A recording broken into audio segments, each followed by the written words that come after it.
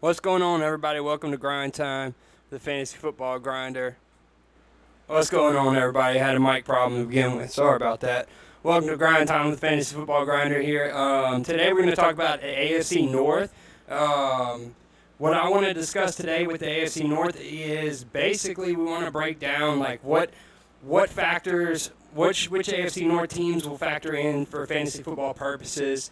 There's a few things with the AFC North that we can discuss. A lot of people will. There's a lot of players that are actually pretty interesting.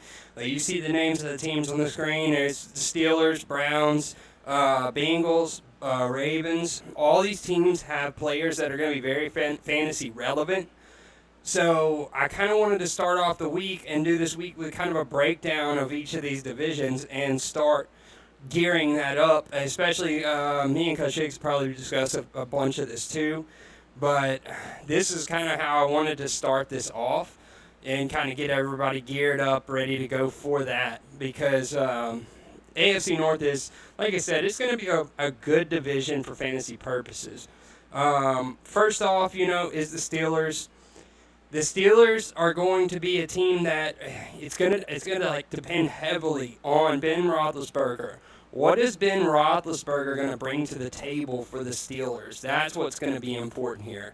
For me personally, I tend to like this. I like the Steelers. I like what they're bringing. I like what they're bringing to the table as far as they have really good wide receivers, and the running back stable is the question.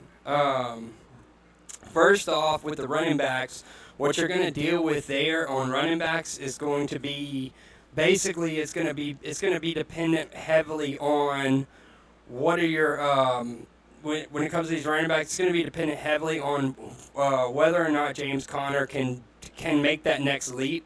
We've seen him have some issues this past season. So James Conner is the one that, for me, James Conner is the most important in that backfield. What is James Conner going to bring to that backfield? That's my question. With James Conner, last year we seen this big, you've seen this big dip. It's like he got hurt. The problem with James Conner is he has some personal. I'm not going to go too far into his injury history. I'm not going to go too far because I guess it is kind of a personal thing. He's got some personal health issues that have been carried along throughout his career. And those personal health issues, those are what deeply affects James Conner. And it affects James Conner in a lot of different ways. And so whenever we're talking that issue, it's gonna be tough. It's gonna be tough for the guy. We seen it basically put him out of the season last year. So the question's going to be this year is, can he get and stay healthy? I mean, in 2018, he wrecked shop on everybody. He was a monster in 2018. So he put up a Pro Bowl year. I mean, every game he was hitting over 100 yards, and we didn't have any problems. Maybe that was, a factor of teams not being prepped for James Conner. It could be, because we've seen that issue with a lot of guys that come out of rookie years or second years that put up really monster numbers. And then what happens, there's this drop-off and this decline where teams get adjusted to that specific player. And when they do, and they know how to guard you, then you have to adapt your game. You have to adjust. Or you just have to be a monster at what you do. You have to be so dominant. There's different players in the league that are this way. Like an Aaron Rodgers. He's so dominant in the passing game that he doesn't have to worry. He's always going to be able to be that dominant. That's what makes some of these guys so great throughout history. Their dominance, they're able to continue to do what they want and play their game and not adapt. It's going to start catching up to some guys. There's different guys in the league that I think have enjoyed that they've enjoyed that, and it's starting to catch up to them, especially the older guys. But with James Conner, he's not that guy that's so dominant in the backfield that he cannot change and adapt his game. And I do think that the injury questions there are the biggest issue with James Conner. I love James Conner, But we have to be realistic when we talk James Conner and know that the injuries are there. So you're going to have to worry and stress about those injuries no matter what. So I fear for James Conner that if you draft him, you're going to get him pretty reasonable now this year because of the injury. So if you draft James Conner, you're going to have to draft him as more of an RB3. You cannot draft James Conner as an RB1 like you used to. It's just not possible. You would have to draft him after your like 7th or 8th round for me to be okay with it. Even then, you would have to back him up like we said with some other guys. We'd have to back him up with either McFarland or with Snell, depending on which one of the two you like the best. I'm starting to lean towards Snell. I thought maybe McFarland. I've looked at McFarland over the last few weeks, and I really took last night. I went and really dissected like the Steelers' offense and their team. I don't know that McFarland is that guy. It's not like he was a highly touted guy, like he was a highly ranked running back. This is a guy they got later in the draft. This is not a guy they went and spent a lot of draft capital on, and I don't know that he's that guy that you're just dying to get a hold of. I know that some people think he is, but I'm not sure that's where it's at with him. I'm not 100% sold on that, guys. And so I know that, that's a possibility there. Where I'm not sure if you'd really want to mess with him.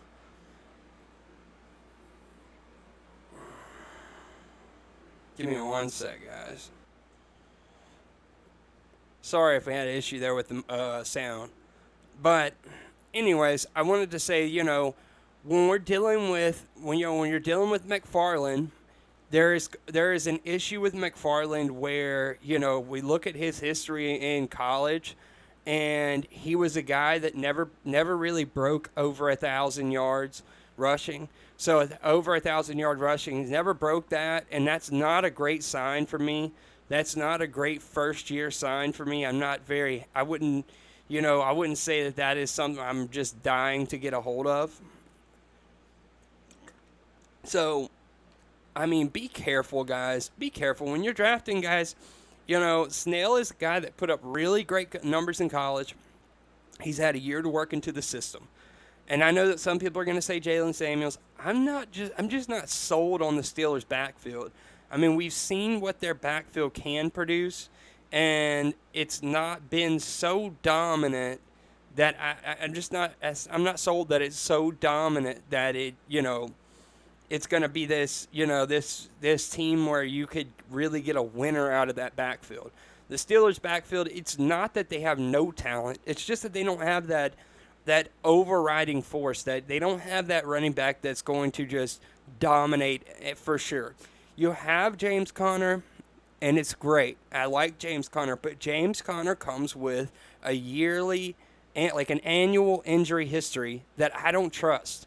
I don't trust it. If you got James Conner as a running back 3 on your fantasy team, sure, maybe so. Definitely not as what he used to be as an RB1 or an RB2. And I know people, like I say, people are sold on McFarland. People are sold on this. If I was to get Conner and I needed to get somebody on the Steelers to back him up, it would be Snell. Snell has been proving that he can do that. He didn't get quite the carries he should have got last year. Maybe it's Tomlin. Maybe Tomlin's just a little. I know Tomlin is he's not always going to just let a rookie just take over. That's just not his thing. Even with JUJU, when JUJU was a rookie and had a good season, that was more or less. It was less of the fact that he was just giving him a ridiculous amount of targets, and more on the fact that, that was Big Ben throwing him the ball opposite of Antonio Brown. So when you're opposite of a guy that's getting double teamed, of course you're going to have some issues. Of course you're going to have if you're the wide receiver 2 behind Antonio Brown, if you're half decent, you're going to be better than anybody else. So I'm okay with that. That's a good place to be. I don't mind that at all. Another thing, guys, is that, when you're dealing with when you're dealing with the Steelers, you got to look at the receivers there. The one receiver that I really am sold on is going to be, I think that Deontay Johnson is the receiver to own there. He's definitely going to be good. Give me one sec, guys. I'm having some issues with my internet today. Give me one sec. I'll be right back. Let me go fix this.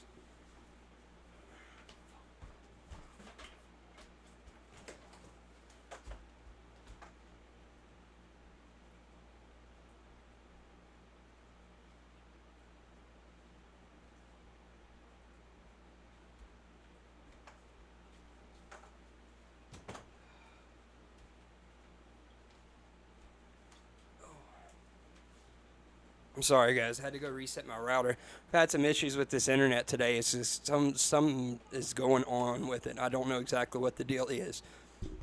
So, but anyways, guys, one of the receivers that I am big on there is Deontay Johnson, and the reason I say that is Deontay Johnson is a guy that he's going to go late in drafts. You're going to get him as a wide receiver 3. And what we've seen from Deontay Johnson last year, with JUJU out of the game, he still put up big numbers. So with Big Ben back, knowing that he's going to get those passes that JUJU had got before, that made JUJU so good, I like Deontay Johnson. I know a lot of people are they like some of the rookies and some of the other guys there. I tend to swing with a guy who's a second-year receiver, who's already dealt with year one jitters, who's already dealt with the injuries from year one.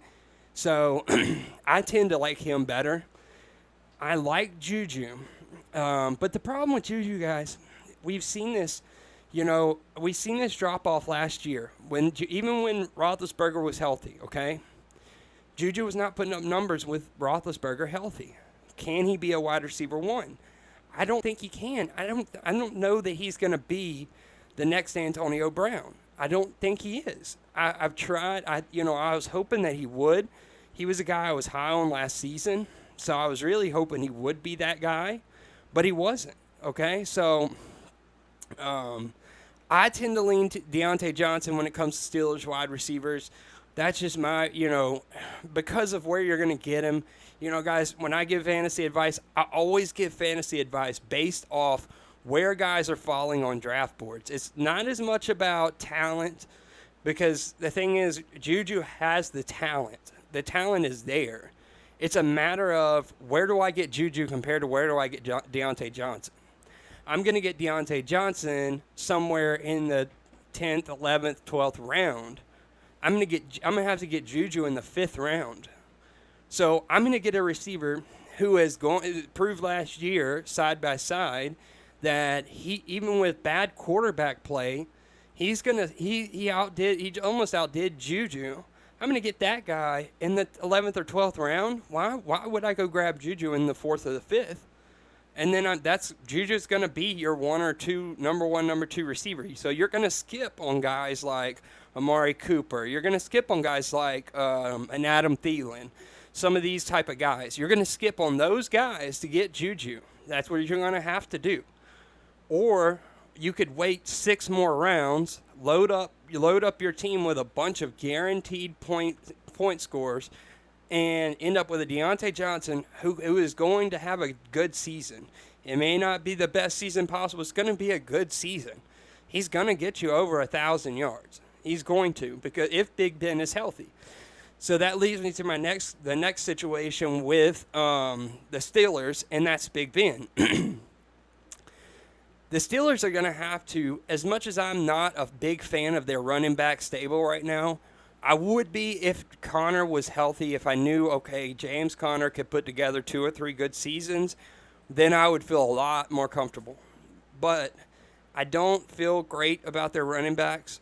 So Big Ben I don't expect him to throw the ball 600 times a season anymore. You're not going to see that. That's what's got him hurt. And they're going to want him to be able to outlast where he's been before. So when you're grabbing a backup quarterback and Ben Roethlisberger is an option, it sounds glamorous because you can get him really late. So it sounds really, really good. And it could pay off. It could pay off for you. But the way I tend to draft my backup quarterbacks, I would rather have a solid backup quarterback that could easily be my quarterback one and get them a little earlier than I would just wait and hope that a Big Ben shapes up for me. Because you're going to eventually, what you're going to end up doing is you're going to end up having a bunch of quarterbacks. You're going to end up having one quarterback. You're going to end up having a quarterback on the back end of your bench that you're going to be trading out because there's no guarantee that Big Ben is 100% healthy. We haven't seen him. If we had a full preseason where we could see, okay, James Conner's healthy, okay, Big Ben is healthy, then that changes the landscape. But because of the season we have coming up, you got to go with the guys that are guaranteed. You cannot go and risk this season on guys that we are not going to see in the preseason like we normally would. If you had at least a game to see Big Ben and see that he's, able to throw the ball 20, 30 yards at will, then that changes the game. Big Ben is built off that deep ball. That's how he's built his entire career, is off that deep ball and off the fact that he can almost push around bigger defenders. I don't see that being his game anymore. Not at his age. I don't see that continuously being his game. If they continuously do that, his career will end this season.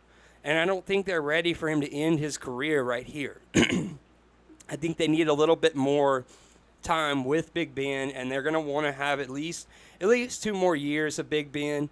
So they're going to try to protect him a little better with a little more run game. So, like I say, you're going to get, you'll have Juju's going to put up around 1,000 to 1,200 yards, and so is Johnson. So, my one player there that I know I'm going to get points from is Deontay Johnson. I know I can get him late, and if he doesn't score me points, he's droppable. He's cuttable because I grabbed him late and I didn't take any risk. He's like my wide receiver 3, 4, maybe even 5, depending on how late you get him.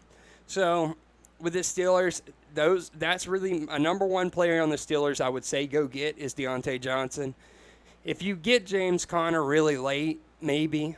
If you did, you'd have to get a Snell or a McFarland, which you felt like, whichever you felt like was really more important to you. I feel like Snell is going to be a guy that sits on waivers, and then all of a sudden, when he gets his opportunity, everybody's going to say, why didn't we know about Snell? And that's when you're going to be laughing at people because you're going to say, I had a heads up that Snell could be this guy.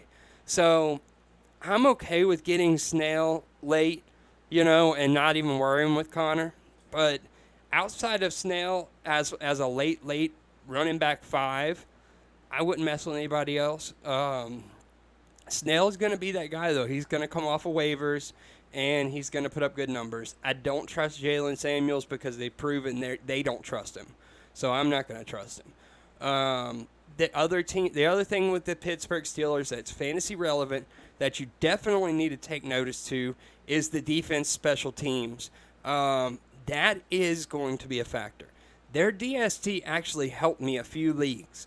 I won a few leagues just off those extra little points. I know it isn't much, but those extra little points from that defense and special teams from Pittsburgh, it helped me tremendously. They're always putting up good defenses. It takes them a couple weeks to progress, but Tomlin is always known for good defenses. So if you see them down there and you're a guy like me who does not get a defense early, I'm not touching defense and special teams till the end of the draft. The Steelers are going to be there. So you could grab them, almost last pick and have a solid defense special teams that could win you a few games on certain days. Especially they've made some improvements there with some of these younger guys, and they're really good at turnovers. They're going to create turnovers. That's what they do. So that's basically my conversation with them. That's how I feel with those guys. I try to be realistic when it comes to the Steelers. I know a lot of people get excited about JUJU. As much as I want JUJU to be successful, I'm not okay with drafting JUJU. Not as high. You got to get him so high. Why? Why would you spend that much on him? Go get Deontay Johnson. They're going to come off the board. Deontay Johnson's going to come off the board a lot later, and he's going to be a lot more valuable. So just be the smart guy, and don't go and grab these guys just because of the name. Don't go grab guys off of name value. Name value does not bring in fantasy points, ever. It never does. People do it every year, and it never helps their team. So the next team I want to talk about with the AFC North is the Ravens. This is one that's this is pretty clear cut with the Ravens, okay? First off, Lamar Jackson. I like Lamar Jackson. Lamar Jackson's going to put up great fantasy points. He is. He's gonna put up great fantasy points. Now, here's the problem with Lamar Jackson. It's not that he's not going to put up fantasy points.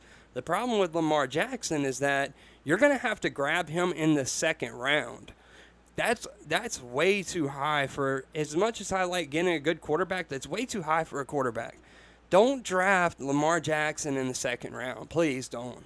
I've been playing around with this. We talked about this the other day. I think it was Friday that we talked about this. Don't go draft a quarterback in the second round. Here lately, doing mock drafts, I've found that I'm almost on board with grabbing a solid quarterback earlier. But you can get a Dak Prescott in the 4th or 5th round. You can get a Deshaun Watson in the 6th round. Don't go grab Lamar Jackson in the 2nd round or Pat Mahomes in the 2nd round. Everybody that grabbed Pat Mahomes last year, they lost a lot of fantasy leagues because they grabbed him 2nd round, and then they had no anchor skill players. So you had no anchor skill position players, okay? When you do the math and do the difference in your point difference, okay, your point difference between grabbing a decent quarterback and a solid wide receiver, like a top 5 receiver, versus grabbing a number 1 quarterback and, a 10 through 15 receiver, which will be your drop-off. You will always win by grabbing a decent quarterback and a top 5 receiver. Every day of the week you will win that. You'll win that every day. Because what happens is, even though you may get, Mahomes may outscore everybody in the league, or Lamar Jackson may outscore everybody in the league, they're not going to do that every week. That's going to be based off of a handful of games. You're not going to get that every week production. And yes, they will give you production every week, but they're not going to give you this monster game every week. Every week you're not going to get, 50 points from Lamar Jackson. He'll put up 50, and then the next week he'll put up 10 or 15. And then what do you do? I mean, you look at a Dak Prescott, who you can get later. You get 3 or 4 rounds later, and he's going to put you up, maybe more points. He beat them out last year. By the numbers on fantasy points, he slaughtered them last year. So why would he not be able to compete this year? I mean, just hold off on getting a quarterback. Don't go with Lamar Jackson. Don't go with Pat Mahomes, because you got to go too early. And it makes 0 sense to go that early on a quarterback. The next position with the Baltimore Ravens that I think is the most important is the running back position. I know everybody is, on board with Mark Ingram. I am telling you now, do not touch Mark Ingram unless you're planning on grabbing Dobbins. You can grab Mark Ingram and start him for about 3 to 4 weeks. But when J.K. Dobbins gets a chance to get on the field, Mark Ingram will not play anymore. I'm just telling you this now. He may vulture some touchdowns later in the year, but he will not outplay J.K. Dobbins.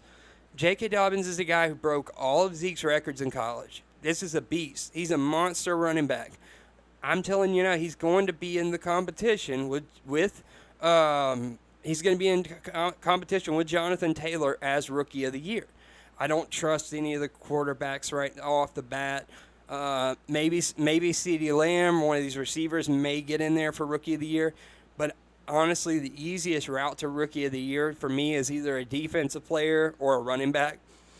I honestly believe that J.K. Dobbins could be that guy. So I'm telling you, Mark Ingram, he's going to go high. I would tend to stay away from him If you felt like, okay, these are the guys I have available, Mark Ingram is a good pick here, and that's what you felt like you really had to do, make sure you get J.K. Dobbins. Because if you don't, you're going to regret that pick. Because J.K. Dobbins is going to put up really good points. I'm telling you, J.K. Dobbins is a guy who's always put up big numbers in college, and it will translate over to the NFL. If you go look back at Mark Ingram, okay, everybody thought that last season Mark Ingram had this monster fantasy year. He had 4 games over 100 rushing yards. 4 games. That's it. That is it. All he got his points from was touchdowns. That's it. He got 3 touchdowns a game, or in one game. He got 2 in another, and then he passed 100 yards 4 times, and then after that he didn't even reach 70 yards, but 2 other times. So he had 10 games under 50 rushing yards. So that's not an RB1. People are drafting him as an RB1. That's not an RB1. That's not even close to an RB1. I honestly believe J.K. Dobbins is the guy to go in there and take over that backfield. Easily. He could take over that backfield. So, I tend to avoid guys that, like Ingram, the most carries he had all season was 19. And then his average came out to about 12 to 15. Stay away from that. Why would you take that risk? Whenever I could go get J.K. Dobbins later, I can go get J.K. Dobbins in the 9th or the 10th round. If he doesn't shake out, he's my RB4, RB5. So why even risk that? That doesn't even make sense to risk that, So that's why I say with these two in Baltimore, I would steer away a little bit from that. I wouldn't mess too much with Mark Ingram. I would stay with the J.K. Dobbins pick. That's one of my rookies that I really like this year. There's 4 of them that I like this year. When it comes to rookies, guys, I think it's Jonathan Taylor, J.K. Dobbins, CeeDee Lamb, and Henry Ruggs. That's your 4 that I really believe in. The other rookies could take off, but those are the 4 I believe in. Like, I do believe that all those guys, especially in their draft positions, are worth the picks.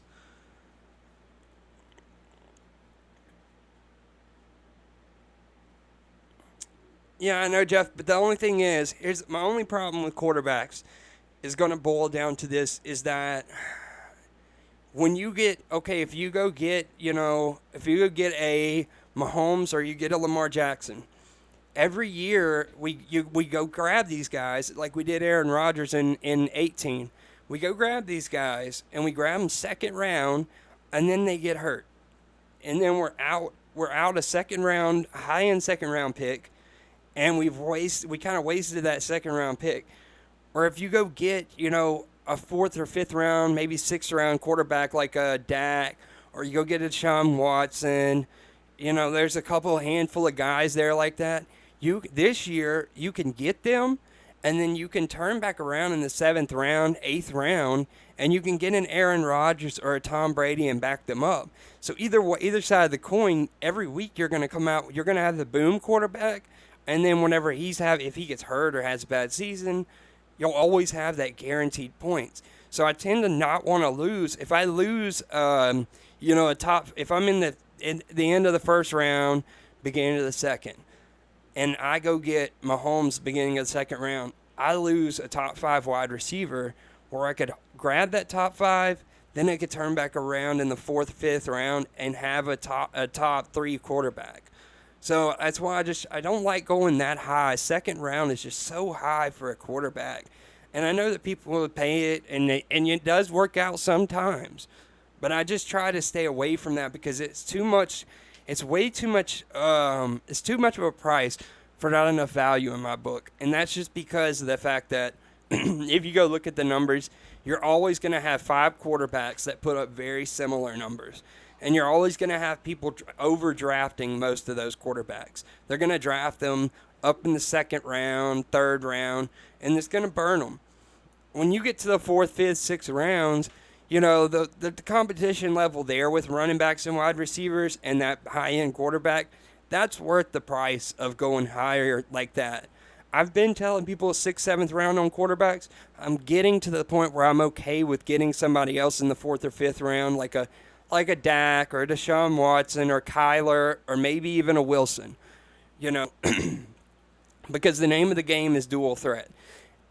If you can get one of those guys that's dual threat that puts up a good bit of numbers with their legs in the 4th, 5th round, I'm okay with that. I wasn't to begin the season, but I'm starting to get okay with it. It's hit or miss with those guys. So I'm just scared because last year I've had leagues where I got Mahomes. I got Mahomes in the 3rd round, though, because guys were just overlooking him or whatever the case.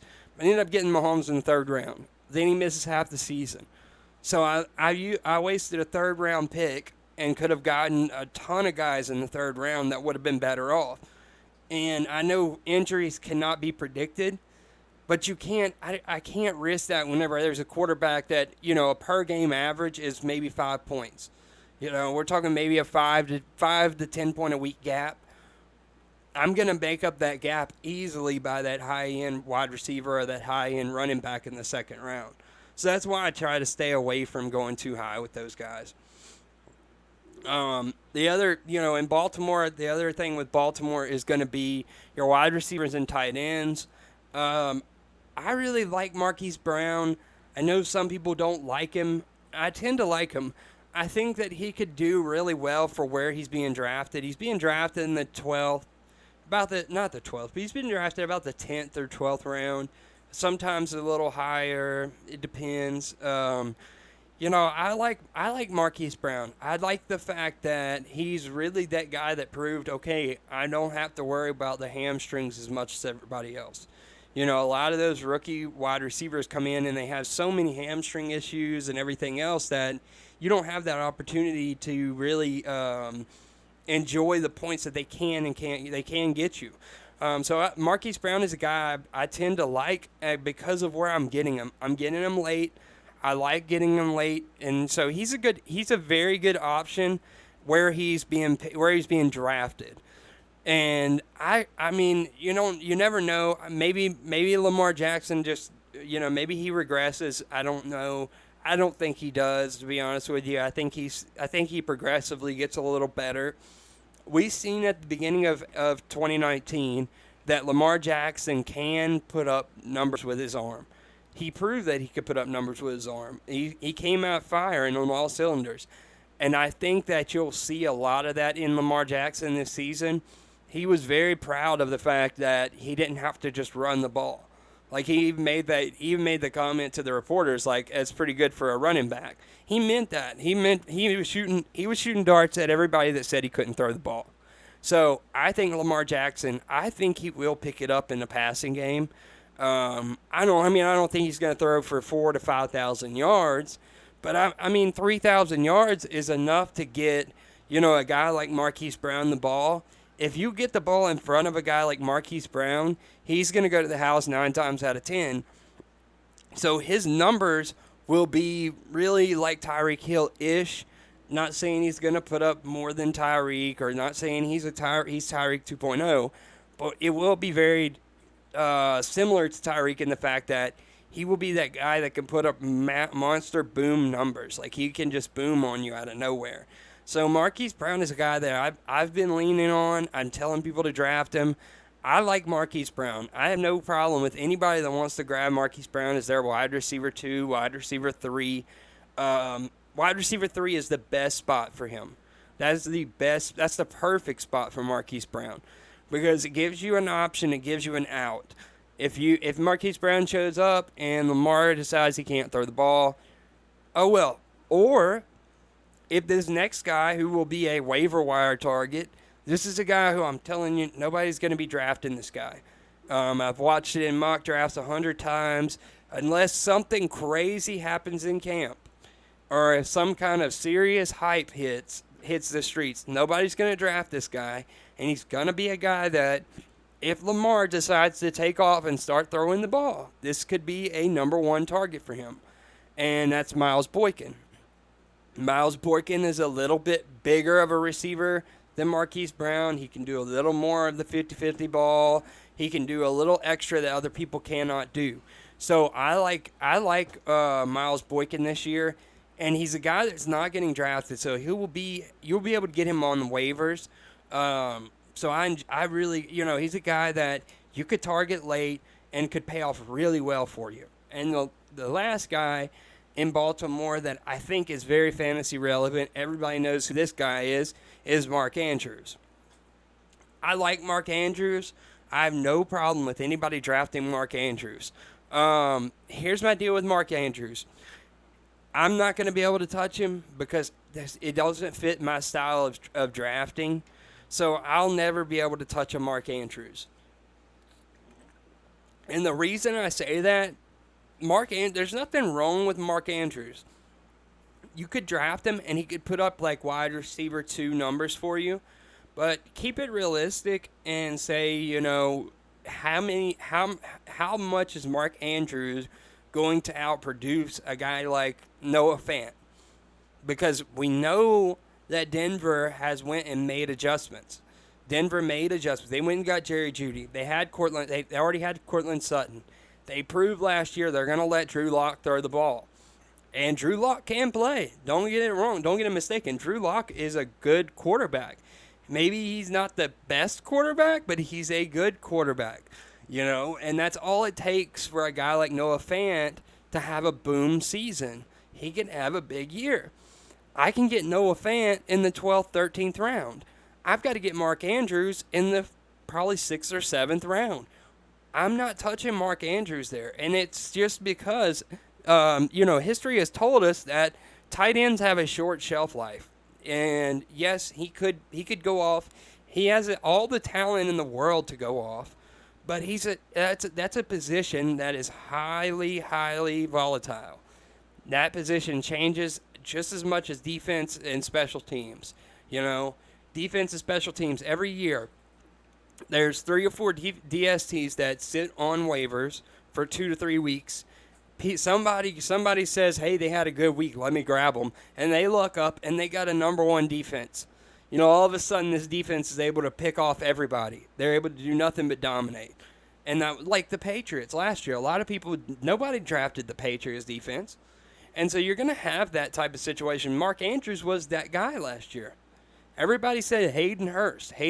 Nobody said Mark Andrews. I didn't say Mark Andrews. I didn't know Mark Andrews was going to come out and be a beast. Nobody knew that. All signs pointed to Hayden Hurst, who is now in Atlanta. And I think Hayden Hurst, that's another guy that give me Hayden Hurst in the 10th or 11th round with a team that just made Austin Hooper a superstar, not a superstar, but an all-star. I'd say an all-star tight end. And then I'm much better off because I'm able to load up my team. I was able to grab Aaron Rodgers where I would have grabbed Mark Andrews. So I've got Aaron Rodgers and Kyler Murray as my quarterbacks. Instead of Mark Andrews, who's a wide receiver too. And then, these tight ends that I get later, they're going to produce very similar to the same numbers. But I'm going to get higher numbers out of my running backs and wide receivers. The name of the game is to load up running backs and wide receivers. That's the name of the game. If you don't have running backs and wide receivers to plug into your lineup that are going to make sense, none of this matters. You can't win off of just a good quarterback or a good tight end. A lot of people would go 2 tight ends. How many people won off 2 tight ends? Very few. You can go you can go and I can pull you guys up. I'll make a copy of it, put it on the website. Or I'll put it on the Facebook page. The difference between teams who went 3 running back, 1 wide receiver, or two wide receivers, 2 running back, or 1 quarterback, a running back, wide receiver, or 2 tight ends, quarterback, whatever. There's statistics on that. Not even 25% of teams that go with these high tight ends, high-priced tight ends, and high-priced quarterbacks win leagues. It doesn't happen very often. And that's what I'm trying to get you guys to avoid is don't go for the big name. Go for the guys that are going to produce.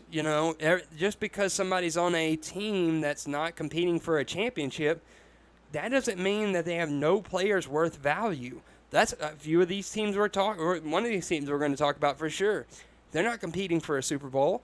But they have value. They have guys with value. So the next team I'm going to talk about is the Browns.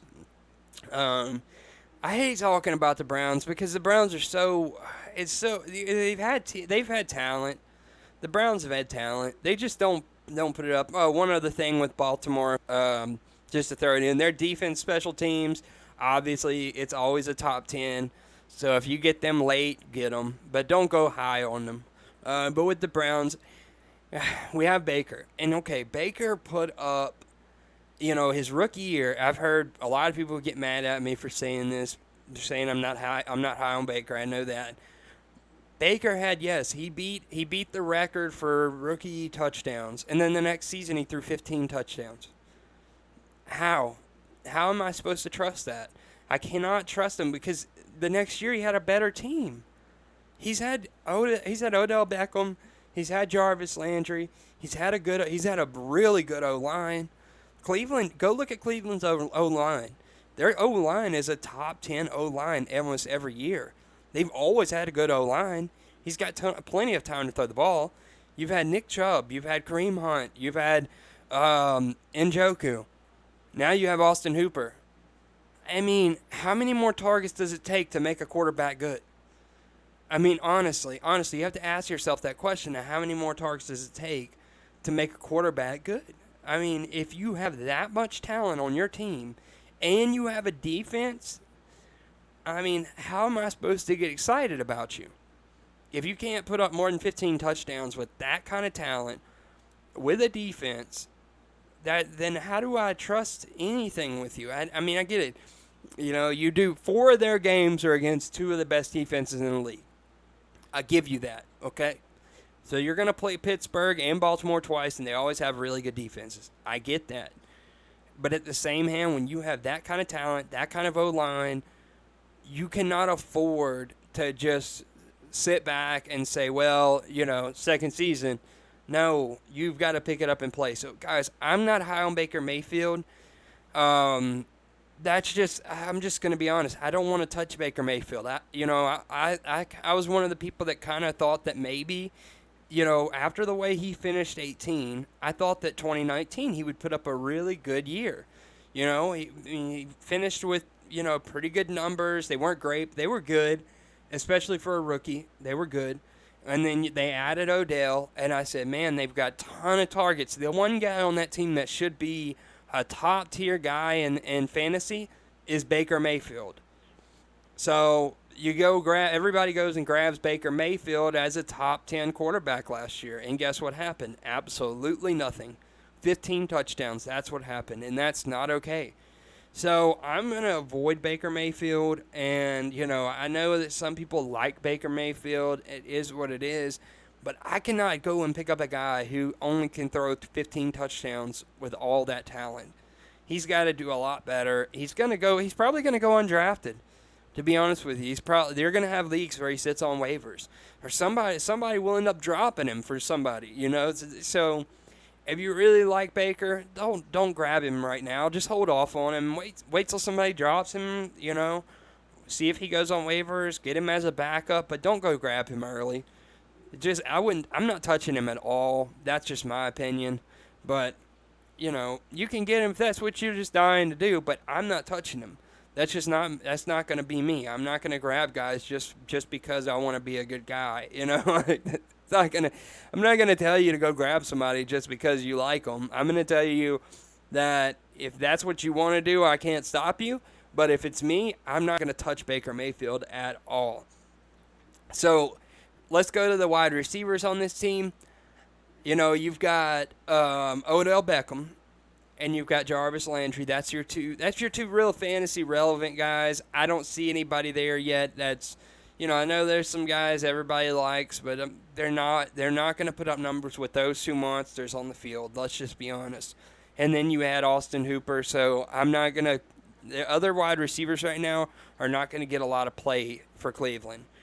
Odell Beckham has not been the same Odell Beckham since he broke his leg. And let's just be honest. You can go back through every single stat line you want. He's not been the same. he's not been the same. He's had very few 100-yard games, very few big touchdown games. So Odell Beckham is not a guy I'm going to tell people to draft. It's just not. Avoid him at all costs. His cost is very high. Jarvis Landry, on the other hand, is a guy that I'm taking. I will take Jarvis Landry as my wide receiver 2, wide receiver 3, and I get him after the 10th round. So why not? Guys, I'm gonna tell as we go down and break down players. I keep telling you guys a lot of people that I won't take and a lot of people I take as backups because I choose to stay heavy on my running back game and do the right thing at that position because you cannot find running backs.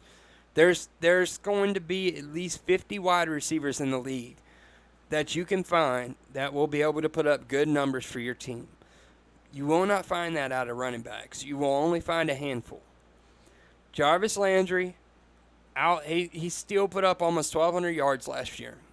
You didn't even know it because he's very quiet about it.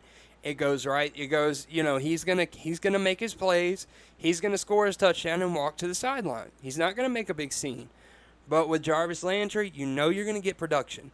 So I'm gonna tell you guys, get your production out of Jarvis Landry. Be smart. That's gonna help you in the long run. As a wide receiver 2, wide receiver 3, he's gonna be a guy you plug in. On weeks that your wide receivers are out and you need somebody to back them up. So avoid Odell, grab Landry. He's not going to put up 30 points for you. He's not. But what he is going to do, he's going to put up 15 to 20. He's going to give you your fill-ins that you need, okay? Next guy I want to talk to you guys about is the running backs in Cleveland. Okay. With Nick Chubb, I've had a lot of people they want to get Nick Chubb. I'm going to give you a warning. There is a guy who's named Kareem Hunt that is his backup who produced the exact same numbers as him last year. And let me tell you this too.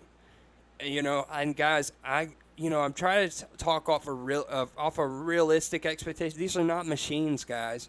Players are not machines. Chubb has not dealt with any major injury yet, but he did deal with injuries in college. So you can expect that there could be a possibility that he could get hurt. Maybe not, but more than likely he's going to deal with injuries in his career. He's a high-end running back. Kareem Hunt is going later. Now, if you do a little history lesson, you'll see Kareem Hunt had all the craziness happen that stopped him basically shut himself down. He brought all that on himself. So 2019 for Kareem Hunt was more or less a year of let me prove that I deserved a second chance or third chance really, but he wanted another chance. Let me prove that I can behave for a season, and so he did that. And then he went and got himself into now he's got an opportunity to go steal a position. He could be humble in 19, but in 2020, guys, you can pretty much place your bets on Kareem Hunt. His contract's done. This is it for him. It's put up or shut up. You can bet that Kareem Hunt is going to come out in 2020 and want to take that running back position. He's either going to want that position or want to be traded, and he's going to put up so he can get paid. I mean, the name of the game of all these guys is to get paid. So Kareem Hunt will come in. I guarantee you Kareem Hunt's going to come in, and he's going to be hungry, and he will steal that position. And this is his opportunity. I do believe that in 2019, Kareem Hunt was just happy to be able to put on a uniform and be able to play football. I mean, you put yourself in his shoes for a minute, and you think about it, and you say, that makes sense. Coming to the league, after all that happened with Kareem Hunt, so now he got his second chance, whatever you want to call it, and here we are in 2020, and he's about to be at the end of his contract. I'm telling you now, he's going to want to put up and get a contract for 2021. So get ready, because that's what's probably going to happen with Kareem Hunt, and that's why I'm avoiding Chubb. I think Chubb will start off pretty well, but I do believe that Kareem Hunt could overtake that backfield very quick.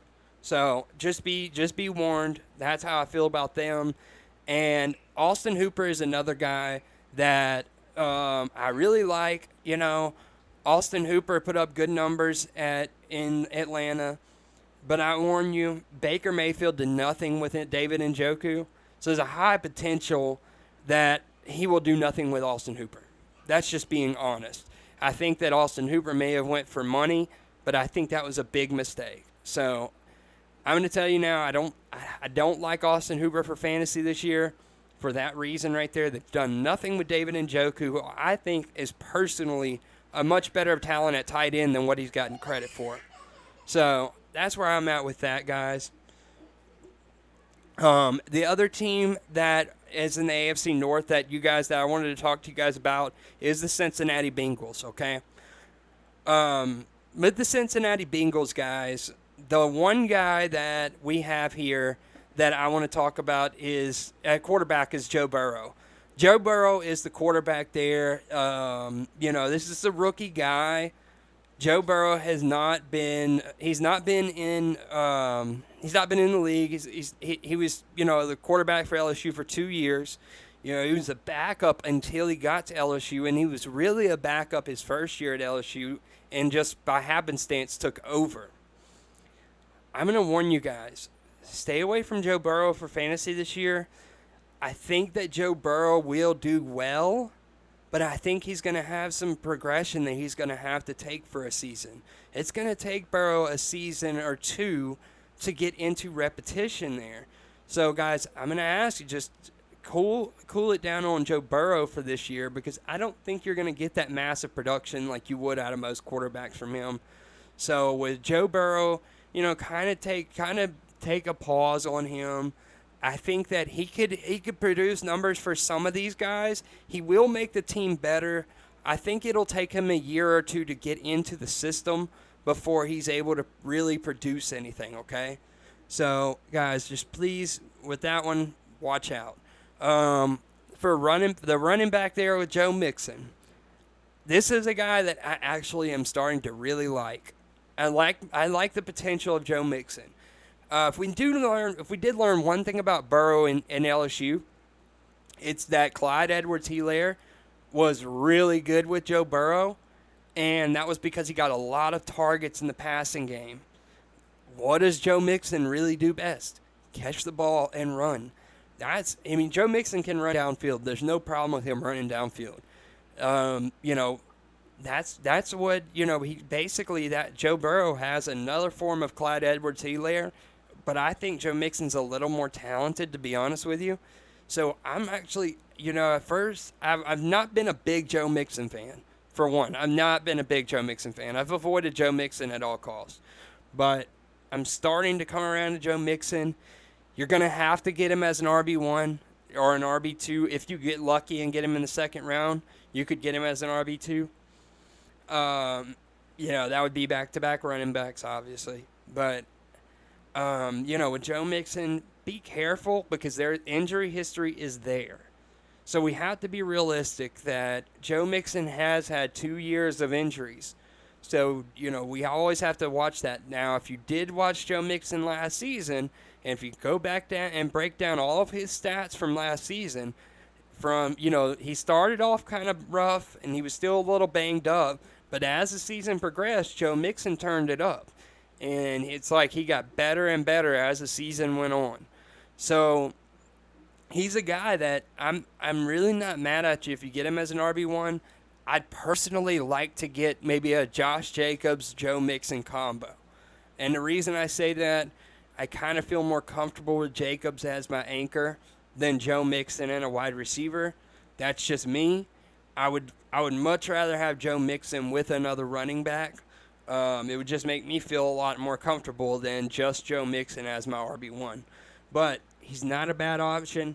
If you're a late pick, don't get him early. Don't get him with the 5th or 6th pick in your draft. Don't do that. But you're getting him late, that's okay. And if that's who you're going to, if that's the best running back available, I have no problem getting Joe Mixon. I think he'll have a really good season. And I think he'll come around. And the thing is, Mixon will be a big part in Joe Burrow's growth. So he is a really good target to get. Another really good target that's going to be a monster part of Joe Burrow's growth is going to be A.J. Green. I know a lot of people are going to say, well, he missed 2 seasons. He's missed 2 Look, guys, let's be realistic. Andy Dalton was going nowhere there, and it was going nowhere fast. I know that, there's Andy Dalton fans. I get it, whatever. Realistically, Andy Dalton was not taking that team to a championship. He's had too many seasons of opportunities. A.J. Green is sitting here like, look, I'm not going to play for this team and not make money, and, we're going to constantly lose. Why would I play for a team where I'm losing, not making money? What do I have to gain? It's only making his career look bad. It's not making his career look good at all. It's not helping him. So that's where I think you sit with A.J. Green, is that, with a season with a new quarterback, that he gets to teach, hey, this is how I want the ball. This is where I want the ball. This is how I want to play. When you give him that kind of season, I honestly think that will make A.J. Green want to play football again. I think it'll make a lot of people want to play football, to be honest with you. So I'm okay with going and grabbing A.J. Green, guys. You're going to get him as a late target. So he's going to put up really good numbers for where you're going to get him in drafts. So I have no problem with A.J. Green. You're going to get him late, like after the 10th, 11th, 12th round. There's no problem there with grabbing A.J. Green. That's a very good, smart pick. So if you get A.J. Green as, your wide receiver 3, wide receiver 4, I have a funny feeling by the end of the year, you'll be having A.J. Green as your constant every week starter. I do think maybe give a few weeks for Burrow to kind of get into the league, kind of get himself, get his, feet wet per se, and kind of get himself into the door. But once Burrow gets into this, the rhythm of the league, understanding practices and understanding how all this works, the jitters of, the first few games, I think that Burrow and A.J. Green will be able to connect. One other guy there is Tyler Boyd. Boyd could put up numbers. I'm not going to lie. He could put up numbers. The issue there is going to be health. And that's kind of the underlying issue with a lot of the guys in Cincinnati is health. But Boyd, I'm not sure that it's worth that pick anymore, because Tyler Boyd used to be a really good pick because you got him at the end of the draft, whatever. Now you're getting, and the whole reason was because you had to go high on A.J. Green, and you could get the next guy in line for cheap. It's kind of like Deontay Johnson and JUJU. Like I was talking about earlier, is Deontay Johnson's going to put up 1,200 yards. Why not get him late? Why not, instead of JUJU in the 5th? It's about the same. That's how it used to be with A.J. Green and Tyler Boyd. Now, A.J. Green is available to you at the 10th, 11th round. So there's no sense in grabbing Tyler Boyd anymore. You can get A.J. Green. You're going to get the best receiver there, and he's going to put up numbers. A.J. Green has never had a bad season when he's healthy. So you're going to get a monster receiver late in drafts. So I'm not really high on Tyler Boyd. I would stay away from that situation. That's just me. And I would go A.J. Green. But guys, that's basically everything for the AFC North. I wanted to get a show together and basically break down each of these divisions. I know the AFC North doesn't sound very interesting, but here we are over an hour into this, and there's still players that you could really talk about on each team that are sleepers. So, guys, don't ever look at a team and say, well, because that division's not that good, I'm not going to mess with players from there.